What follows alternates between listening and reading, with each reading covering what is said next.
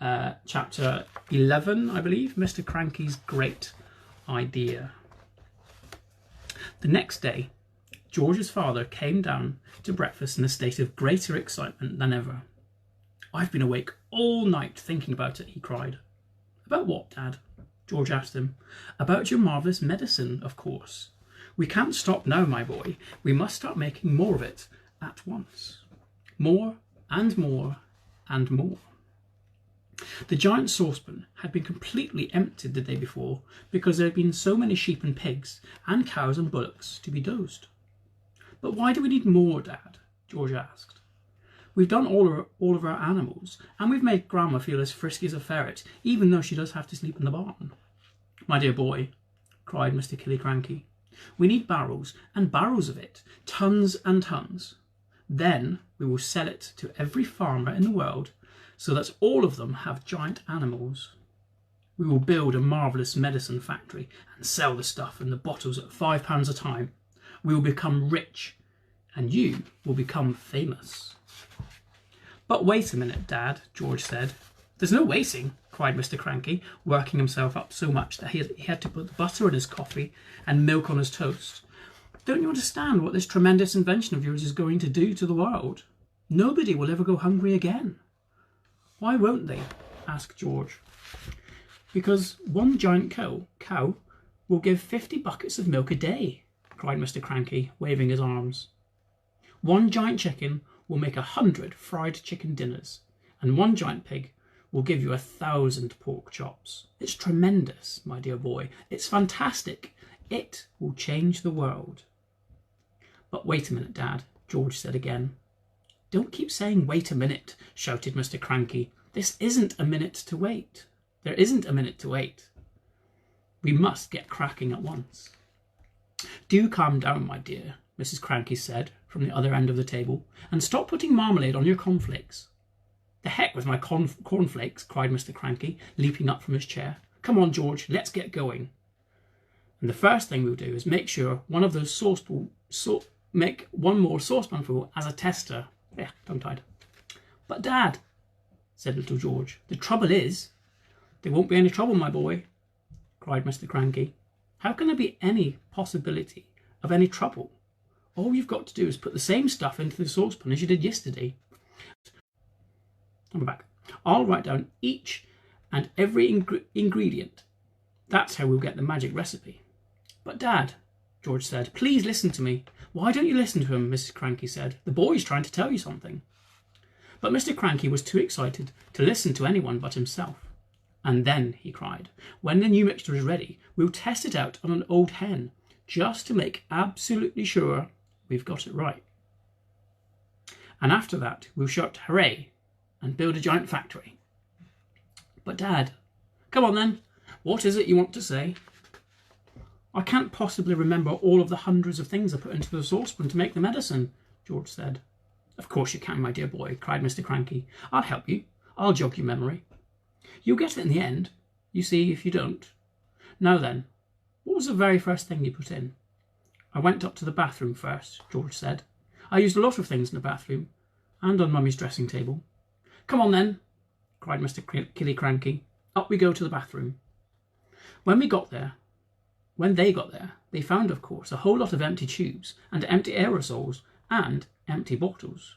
"That's great," said Mr. Cranky. "That tells us what you've used. If anything is empty, it means you've used it." So Mr. Cranky started making a list of everything that was in the empty bathroom. Then they went to Mrs. Cranky's dressing table. "A box of powder," said Mr. Cranky, writing it down. "Helga's hair set, flowers of turnips, perfume. Terrific. This is going to be easy. Where did you go next?" "To the laundry room," George said. "But are you sure you haven't missed anything out up here, Dad?" "That's up to you, my boy," Mr. Cranky said. "Have I?" "I don't think so," George said. So down they went to the laundry room, and once again Mr. Cranky wrote down the names of all the empty bottles and cans. "My goodness me, what a mass of stuff you used," he said. "No wonder it did magic things. Is that the lot?" "No, Dad, it's not," George said. And he led his father out to the shed where the animal medicines were kept, and showing him the 5 big empty bottles on the shelf. Mr. Cranky wrote down all of their names. "Anything else?" Mr. Cranky asked. Little George scratched his head and thought, but he couldn't remember everything he had put in. Mr. Killiecranky leapt into his car and drove down to the village and bought new bottles and tubes and cans of everything on the list. He then went to the vet and got a fresh supply of all the animal medicines George had used. "Now show me how you did it, George," he said. "Come along, show me exactly how you mixed them all together." Marvellous medicine number 2. They were in the kitchen now, and the big saucepan was on the stove. All the things Mr. Cranky had bought were lined up near the sink. "Come along, my boy," cried Mr. Killiecranky. "Which one did you put in first?" "This one," George said. "Golden Gloss hair shampoo." He emptied the bottle into the pan. "Now the toothpaste," George went on, "and the shaving foam, and the face cream, and the nail varnish." "Keep at it, my boy," cried Mr. Cranky, dancing around the kitchen. "Keep putting them in. Don't stop, don't pause, don't hesitate. It's a pleasure, my dear fellow, to watch you work." One by one, George poured and squeezed the things into the saucepan. With everything so close at hand, the whole job didn't take him more than 10 minutes. But when it was all done, the saucepan didn't somehow seem to be quite as full as it had been the first time. "Now, what did you do?" cried Mr. Cranky. "Did you stir it?" "I boiled it," George said, "but not for long, and I stirred it as well." So Mr. Cranky lit the gas under the saucepan, and George stirred the mixture with the same long wooden spoon he had used before. "It's not brown enough," he said. "Wait a minute, I know what I've forgotten." "What?" cried Mr. Cranky. "Tell me quick, because if we've forgotten one tiny thing, then it won't work. At least not in the same way." "A quart of brown gloss paint," George said. "That's what I've forgotten." Mr. Killiecranky shot out of the house and in his car like a rocket. He sped down to the village and bought the paint and rushed back again. He opened the can in the kitchen and handed it to George. George poured the paint into the saucepan. "Aha! That's better," George said. "That's more like the right colour." "It's boiling," cried Mr. Cranky. "It's boiling and bubbling, George. Is it ready yet?" "It's ready," George said. "Well, at least I hope it is." "Right," shouted Mr. Cranky, hopping about. "Let's test it. Let's give it to some chicken." "My heavens alive, why don't you calm down a little bit?" Mrs. Cranky said, coming into the kitchen. "Calm down?" cried Mr. Cranky. "You expect me to calm down? And here we are mixing up the greatest medicine ever discovered in the history of the world. Come along, George. Dip a cupful out of the saucepan and get a spoon, and we'll give it to a chicken, just to make sure we're absolutely certain we've got the correct mixture." Outside in the yard, there were several chickens that hadn't had any of George's marvellous medicine number 1. They were pecking about in the dirt in that silly way chickens do. George crouched down, holding a spoonful of marvellous medicine number 2. "Come on, chicken," he said. "Good chicken. Chick, chick, chick." A white chicken with black specks on its feathers looked up at George. It walked over to the spoon and went peck. The effect that medicine number 2 had on the chicken was not quite the same as the effect produced by medicine number 1, but it was very interesting. "Whoosh!" shrieked the chicken, and it shot 6 feet up into the air and came down again. Then sparks came flying out of its beak, bright yellow sparks of fire, as though someone was sharpening a knife on a grindstone inside its tummy. Then its legs began to grow longer and longer. Its body stayed the same size, but the 2 thin yellow legs got longer and longer and longer, and longer still. "What's happening to it?" cried Mr. Killiecranky. "Something's wrong," George said. "The legs went on growing, and the more they grew, the higher up into the air they went with the chicken's body.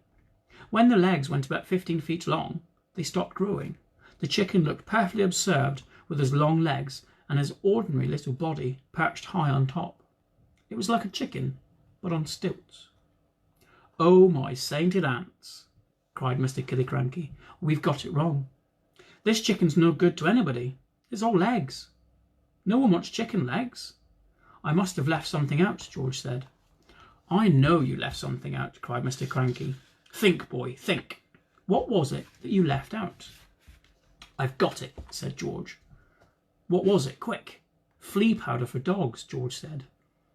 "You mean you put flea powder in the first one?" "Yes, Dad, I did. A whole carton of it." "Then that's the answer." "Wait a minute," said George. "Did we have brown shoe polish on our list?" We did not, said Mr. Cranky. I used that too, said George. Well, no wonder it went wrong, said Mr. Cranky. He was already running to his car, and soon he was heading down to the village to buy more flea powder and more shoe polish. Marvellous medicine number 3. Here it is, cried Mr. Killiecranky, rushing into the kitchen. 1 carton of flea powder for dogs, and 1 tin of brown shoe polish.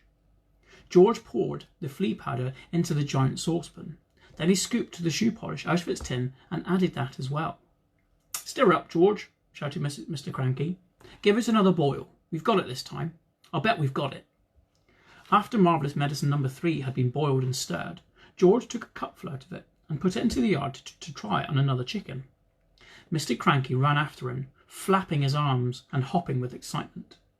Come and watch this one, he called out to Mrs. Cranky. Come and watch us turn an ordinary chicken into a lovely, great big one that lays eggs as large as footballs. I hope you do better than the last time, said Mrs. Cranky, following them out. Come on, chicken, said George, holding out a spoonful of medicine number 3. Good chicken. Chick, chick, chick. Have some of this lovely medicine. A magnificent black cockerel with a scarlet comb came stepping over. The cockerel looked at the spoon and went, peck. Cock-a-doodle-doo, squawked the cockerel, shooting up into the air and coming down again. Watch him now, cried Mr. Cranky. Watch him grow. Any moment he's going to start getting bigger and bigger. Mr. Killiecranky, Mrs. Killiecranky, and little George stood in the yard, staring at the black cockerel. The cockerel stood quite still. It looked as though it had a headache. What's happening to its neck? Said Mrs. Cranky. It's getting longer, George said. It's getting longer. I'll say it's getting longer, Mrs. Cranky said. Mr. Cranky, for once, said nothing. Last time it was the legs, Mrs. Cranky said. Now it's the neck. Who wants a chicken with a long neck? You can't eat a chicken's neck. It was an extraordinary sight. The cockerel's body hadn't grown at all, but the neck was now 6 feet long. All right, George, Mr. Cranky said. What else have you forgotten? I don't know, George said. Oh, yes, you do, Mr. Cranky said. Come along, boy, think. There's probably just one vital thing you're missing, and you've got to remember it. I put some engine oil in from the garage, George said. Did you have that on your list? Eureka, cried Mr. Cranky. That's the answer. How much did you put in? 1/2 a pint, George said. Mr. Cranky ran to the garage and found another 1/2 pint of oil. And some antifreeze, George called after him. I've sloshed a bit of antifreeze. Marvellous medicine number 4. Back in the kitchen once again, George, with Mr. Cranky, watching him anxiously, tipped 1/2 a pint of engine oil and some antifreeze into the giant saucepan. Boil it up again, Mr. Cranky. Boil it up and stir it. George boiled and stirred it. You'll never get it right, said Mrs. Cranky. Don't forget, you don't just have the same things. You've got to have the exactly same amount of those things. And how can you possibly do that? You keep out of this, cried Mr. Cranky. We're doing fine. We've got it this time. You see if we haven't. This was George's marvellous medicine number 4, and when it had boiled for a couple of minutes, George once again carried a cupful of it out into the yard. Mr. Cranky ran after him. Mrs. Cranky followed more slowly. You're going to have some mighty queer chickens around here if you keep going on like this, she said. Dish it out, George, cried Mr. Cranky. Give a spoonful to that one over there. And he pointed to a brown hen. George knelt down and held the spoon with new medicine in it. Chick, chick, he said. Try some of this. The brown hen walked over and looked at the spoon. Then it went, peck. Ouch, it said. Then a funny whistling noise came out of its beak. Watch it grow, shouted Mr. Cranky. Don't be so sure, Mrs. Cranky said. Why is it whistling like that? Keep quiet, woman, cried Mr. Cranky. Give it a chance. They stood there staring at the brown hen. It's getting smaller, George said. Look at it, Dad, it's shrinking. And indeed it was. In less than a minute, the hen had shrunk so much that it was no bigger than a new hatched chick. It just looked ridiculous. Goodbye, Grandma. Last chapter. Quick drink.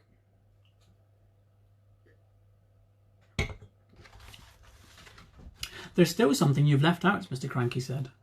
I can't think what it could be, George said. Give it up, Mrs. Cranky said. Pack it in. You'll never get it right. Mr. Cranky looked very forlorn.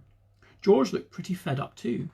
He was still kneeling on the ground with a spoon in one hand and a cupful of medicine in the other. The ridiculous tiny brown hen was walking slowly away. At that point, Grandma came striding out into the yard. From her enormous height, she glared down at the three people below her and shouted, "What's going on here? Why hasn't anyone brought me my morning cup of tea? It's bad enough having to sleep in the yard with the rats and mice, but I'll be blowed if I'm going to starve there as well. No tea, no eggs, no bacon, and no buttered toast." "I'm sorry, Mother," Mrs. Cranky said. "We've been terribly busy. I'll get you something right away." "Let George get it, the lazy little brute," Grandma shouted. Just then, the old woman spotted the cup in George's hand. She bent down and peered into it. She saw that it was full of brown liquid. It looked very much like tea. "Ho, ho," she cried. "Ha, ha! So that's your game, is it? You look after yourself all right, don't you? You make quite sure you've got a nice cup of morning tea, but you didn't think to bring one to your poor old Grandma. I always knew you were a selfish pig." "No, Grandma," George said. "This isn't." "Don't lie to me, boy," the enormous old hag shouted. "Pass it up here this minute." "No," cried Mrs. Cranky. "No, Mother, don't. That's not for you." "Now you're against me too," shouted Grandma. "My own daughter trying to stop me having my breakfast, trying to starve me out." Mr. Cranky looked up at the horrible old woman and smiled sweetly. "Of course it's for you," he said. "You take it and drink it while it's nice and hot." "Don't think I won't," Grandma said, bending down from a great height and reaching up for a huge hand for the cup. "Hand it over, George." "No, no, Grandma," George cried out, pulling the cup away. "You mustn't. You're not to have it." "Give it to me, boy," yelled Grandma. "Don't," cried Mrs. Cranky. "That's George's, Marvellous." "Everything's George's around here," shouted Grandma. "George's this, George's that. I'm fed up with it." She snatched the cup out of the little George's hand and carried it high up out of his reach. "Drink it up, Grandma," Mr. Cranky said, grinning hugely. "Lovely tea." "No," the other two cried. "No, no, no." But it was too late. The ancient beanpole had already put the cup to her lips, and in one gulp she swallowed everything that was in it. "Mother," wailed Mrs. Cranky, "you've just drunk 50 doses of George's Marvellous Medicine No. 4, and look what one tiny spoonful did to that little old hen." But Grandma didn't even hear her. Great clouds of steam were already pouring out of her mouth, and she was beginning to whistle. "This is going to be interesting," Mr. Cranky said, still grinning. "Now you've done it," cried Mrs. Cranky, glaring at her husband. "You've cooked the old girl's goose." "I didn't do anything," Mr. Cranky said. "Oh, yes, you did. You told her to drink it." A tremendous hissing sound was coming out from above their heads. Steam was shooting out of Grandma's mouth and nose and ears, and as whistling as it came. "She'll feel better after she's let off a bit of steam," Mr. Cranky said. "She's going to blow up," Mrs. Cranky wailed. "Her boiler's going to burst." "Stand clear," Mr. Cranky said. George was quite alarmed. He stood up and ran back a few paces. The jets of white steam kept squirting out of the old skinny hag's head, and the whistling was so high and shrill it hurt his ears. "Call the fire brigade," cried Mrs. Cranky. "Call the police. Man the hose pipes." "Too late," said Mr. Cranky, looking pleased. "Grandma," shrieked Mrs. Cranky. "Mother, run to the drinking trough and put your head in the water." But even as she spoke, the whistling suddenly stopped and the steam disappeared. That was when Grandma began to get smaller. She started off with her head as high as the roof of the house, but now she was coming down fast. "Watch this, George," Mr. Cranky shouted, hopping around the yard and flapping his arms. Excuse me. "Watch what happens when someone's had 50 spoonfuls instead of one." Very soon Grandma was back to normal height. "Stop!" cried Mrs. Cranky. "That's just right." But she didn't stop. Smaller and smaller she got. Down and down she went. In another half a minute she was no bigger than a bottle of lemonade. "How do you feel, Mother?" asked Mrs. Cranky anxiously. Grandma's tiny face still bore the same foul and furious expression it always had. Her eyes, no bigger than little keyholes, were blazing with anger. "How do I feel?" she yelled. "How do you think I feel? How would you feel if you had been a glorious giant a minute ago, and suddenly you're a miserable midget?" "She's still going," shouted Mr. Cranky gleefully. "She's still getting smaller." And by golly, she was.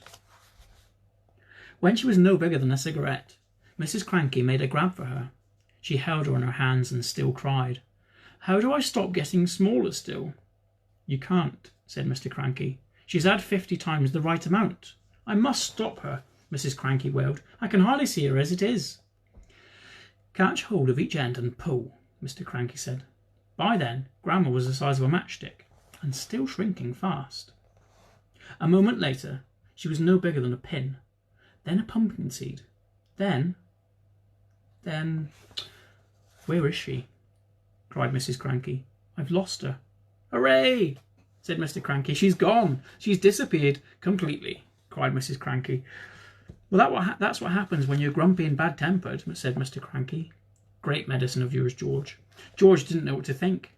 For a few minutes, Mrs. Cranky kept wandering around with a puzzled look on her face, saying, "Mother, where are you? Where have you gone? Where have you got to? How can I find you?" But she calmed down quite quickly, and by lunchtime she was saying, "Well, I suppose it's for the best, really. She was a bit of a nuisance around the house, wasn't she?" "Yes," Mr. Cranky said, "she most certainly was." George didn't say a word. He felt quite trembly. He knew something tremendous had taken place that morning. For a brief few moments he had been touched with the very tips of his fingers, the edge of the magic world. And we're done.